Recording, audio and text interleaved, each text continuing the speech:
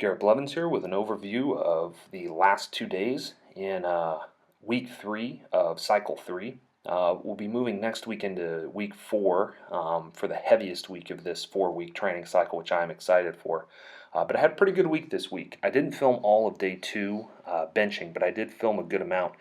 And I want to talk again about wrist and elbow placement. Now, when I refer to wrist and elbow placement, the idea is you want to stack the wrist over your elbow so that your forearm is vertical when viewed from the side, completely up and down. Another way of thinking about that is if it was perpendicular to the floor. That's the forearm angle that you want to have. And to achieve that, you have to have your wrist stacked over your elbow.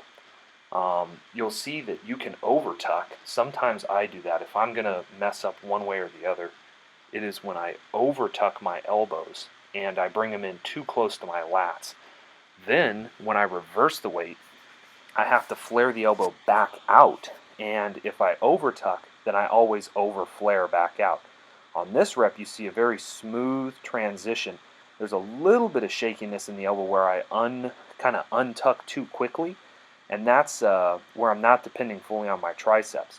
You'll notice that when I pause the weights and slow the rep down a little bit, I actually have a much smoother form. And that's one of the reasons that the paused reps are actually a little easier for me. Now here you can see my arch isn't really good. I'm touching pretty far away from where my shoulders are on the bench. And really, if I get my arch a little bit better, reversing out of the bottom of the bench is going to be a lot easier. You see how the bar has to travel backwards before it can go up. Again, that was because my lower back was a little fatigued on this day, and also I had not squatted on this day before I did bench press. And because of that, my shoulders are just not quite as warmed up as when I have to get under the squat bar and get my shoulders and scapulas really warmed up. I do warm up for bench press, but there's just nothing quite like squatting before benching to really loosen up my scapulas. That's something I've realized, and I always have a little bit less arch on days where I don't squat before I bench. Also, I want you to notice my foot placement. It's such that even if I use all my leg drive, I can't bring my butt off the bench. This is something that I do when I set up. You see there where I push all the way up onto my traps, my hips still don't leave the bench. My butt stays in contact with it. And that is how you want your feet to be positioned on the bench, so you can use 100% of your leg drive and still be in legal form.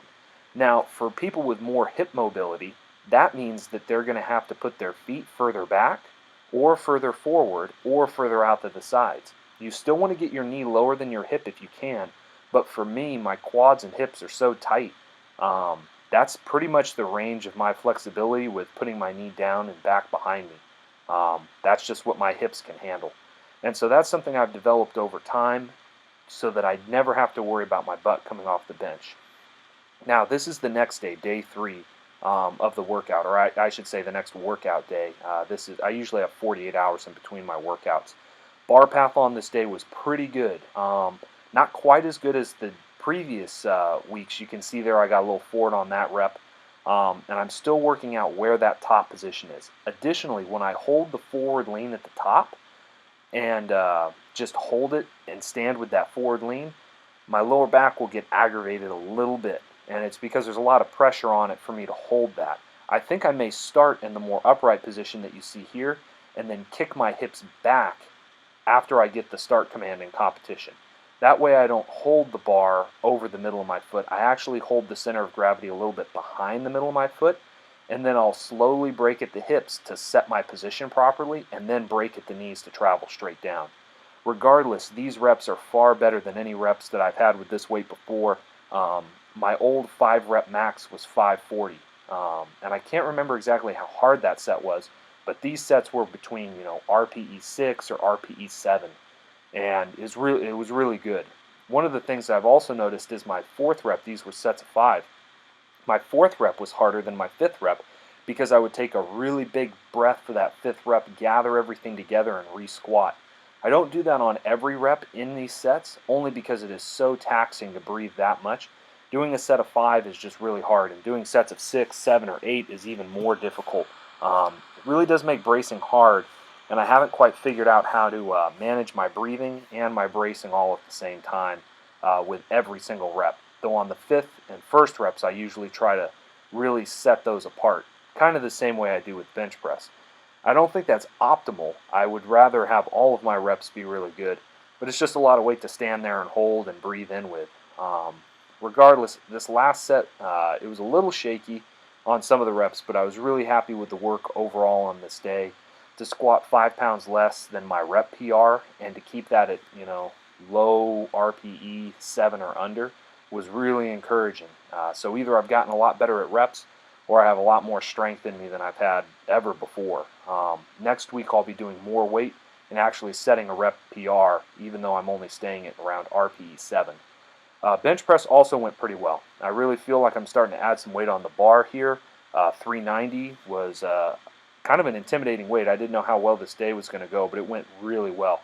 You'll notice also that my arch is quite a bit higher, especially through the middle of my abs. And again, that's because I was squatting right before I did these sets. You'll notice that the elbow is underneath the wrist for the most part.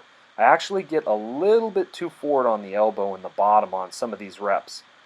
Some of that's camera angle as well. When I paused that rep there, that was a perfect angle that I would want. Now, something I noticed from the side is I think I was setting up a little bit too close to the rack, because as I unracked the weight, I think I was holding the weight a little bit too far down towards my belly button at lockout.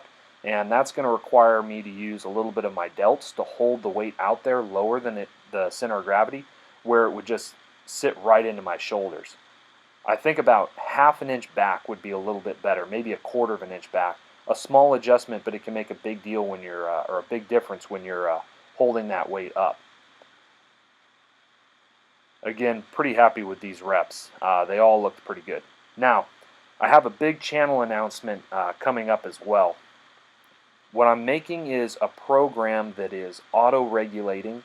It's a custom program that is individualized for each person. Now, I don't have it ready yet, but it is in the works, and it's a major project that I'm working on. Reps, sets, overall volume, exercise selection based out of phase potentiation principles are all going to be utilized in this, as well as changes in weights, or rather I should say changes in intensity based on the previous week's performance. All of this will be automated into the program, and it's going to be something that I'll probably make available to this subscriber base, but may also expand outside of this. I may try to collaborate with some people. It's all kind of up in the air in the works. It's still in beta testing right now, though I have contacted, if you had previously asked for coaching services from me, I took all the people that were left on that list and emailed them, because with this new system that I'm using, I'm able to hold a little bit more client base than I was before, because so much of the program is automated. Pretty much it comes down to some Excel formulas and some macros that I've created to help, but it's a very interesting idea. It creates really good training because it is so individualized, and it modifies week to week based on objective performance standards. It's based out of some scholarly research out of the University of Missouri that looks at auto-regulating based off of AMRAPs. If you're familiar at all with Lane Norton's training, it's very similar to that. I believe the acronym is APRE, Auto-Regulatory Periodization for Resistance Exercises. So anyways, long title. The short end of it is, if you don't do a lot of reps on your AMRAPs, you keep the weight the same or you subtract some. If you exceed your expected amount on AMRAPs, then you add some weight for the next week. But the way that works out is it auto-regulates volume. Final thoughts on this workout. This is the last exercise I have, is this close grip bench, and I held the weight here. It's not paused. It was a long pause at the bottom because I really got a good setup on that one and got my shoulders retracted. Whenever I do that, close grip gets really easy. In any case, I want to continue on from the last video. If you haven't seen the end of that one, go ahead and roll back. These comments will make a little bit more sense in that context, but this is in response to a subscriber question about how powerlifting and the Christian life come together, or rather might not come together. And you can all think of those lifters where when you look at the way that they act, they're very selfish, they're very self-focused, they sacrifice the relationships in their life, their families, their spouses, their kids, and they sacrifice them so that they can pursue this hobby.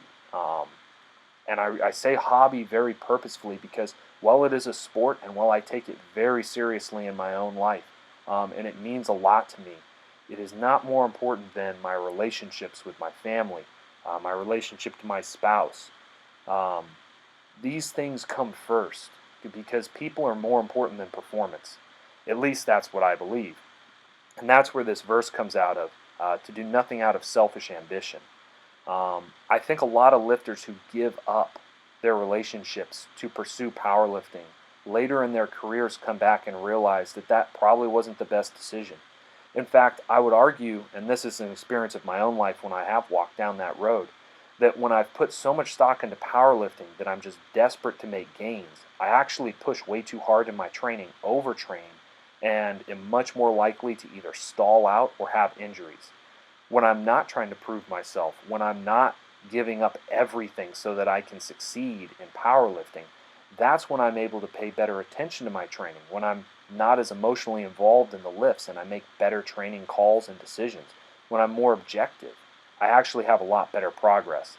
And I think it's kind of the difference in mindset than somebody that just goes into the gym and just bros out and just goes for it, YOLOs the day, and somebody like Mike Tashir, who is very thoughtful, very careful in their selections of weights, and a more contemplative approach to lifting.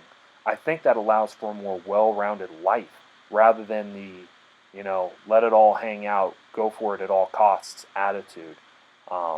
Well, not necessarily involved with that. I even think some of the issues with enhanced or unenhanced can get wrapped up in that, as people will choose, supposed shortcuts to gains that really take away from other areas of their life. I don't mean that as something to indict all people in all circumstances. Everything is contextual, but I have seen some lifters who, through their use of performance-enhancing drugs, have really affected their life negatively. And I always advise against that. The reason for that, again, is, I don't have anything to prove. I don't have a number I have to hit. So for me, anything that would impact my relationship with other people, anything that would impact my integrity with my job or with the ministry work that I do, I'm not going to sacrifice that for something like lifting more weight on the platform. Other people are different, and I can respect that, but that's my opinion on the matter. In any case, I hope wherever you're at, you all are doing well. Blessings.